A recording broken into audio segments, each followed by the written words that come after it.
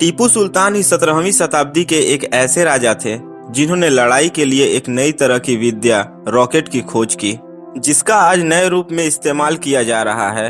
आमतौर पर राजा महाराजा एक ही मार्ग पर चलते रहते हैं, मगर मैसूर के राजा टीपू सुल्तान के साथ ऐसा नहीं था। वो एक प्रयोगवादी राजा थे। जनता और सेना के लिए नए चीजों का प्रयोग करने की वजह से उन्हें अलग तरह का राजा माना जाता है।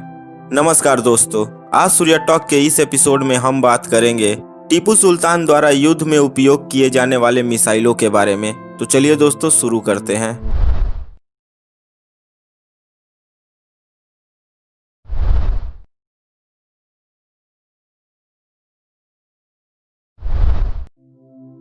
उनका पूरा नाम फतेह अली साहब टीपू था।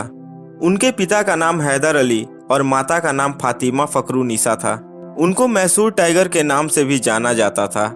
टीपू सुल्तान ने अपने शासनकाल में तरह तरह के प्रयोग किए। इसी बदलाव के चलते उनको एक अलग उपाधि भी मिली। उन्होंने प्रशासनिक बदलाव करके नई राजस्व नीति को अपनाया, जिससे काफी फायदा हुआ।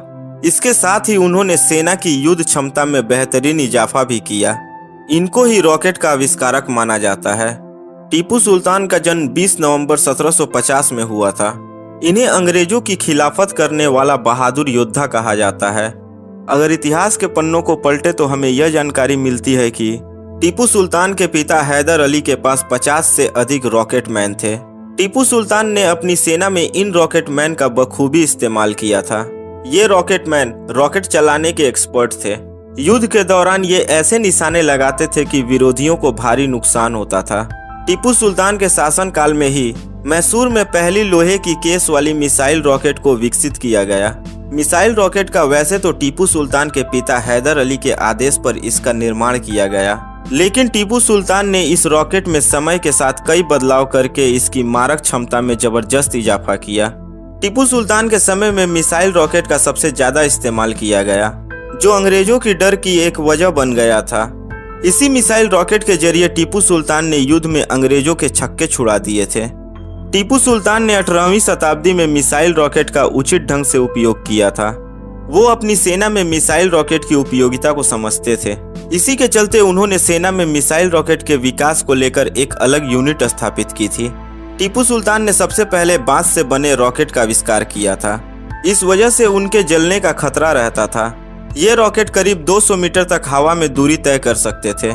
इनको उड़ाने के लिए 250 ग्राम तक बारूद का इस्तेमाल किया जाता था। टीपू सुल्तान ने बाद में बांस की जगह लोहे का इस्तेमाल किया। ये रॉकेट पहले के मुकाबले ज्यादा दूरी तय करते थे। इनमें ज्यादा बारूद का इस्तेमाल किया जा सकता था, जिससे ये बड़े इलाके को नुकसान पहुंचा सकते थे।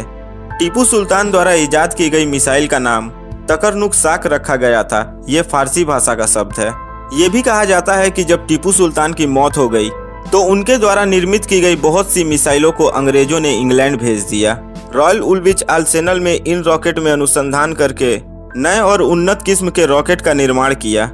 आगे चल के अंग्रेजों ने इन रॉकेटों का युद्ध में बखूबी इस्तेमाल करते हुए अपने दुश्मनों को हराने में कामयाबी हासिल की। अंग्रेज भी भारत के इस तकनीक का इस्तेमाल करके आगे बढ़ते गए। उन्होंने टीपू सुल्तान की इजाद की गई मिसाइलों पर खूब रिसर्च किया और उसे उन्नत किस्म का बनाया। टीपू सुल्तान की मृत्यु 5 मई 1799 में हो गई थी। दोस्तों, आपको यह जानकारी कैसी लगी कमेंट बॉक्स में लिखकर हमें जरूर बताएं। अगर यह वीडियो आपको अच्छी लगी हो तो वीडियो को लाइक करें, अपने दोस्तों के साथ शेयर करें और अगर आप सूर्या टॉक चैनल पर नए हैं तो चैनल को सब्सक्राइब करें। तो दोस्तों, मिलते हैं अगली वीडियो में। जय हिंद, जय भारत।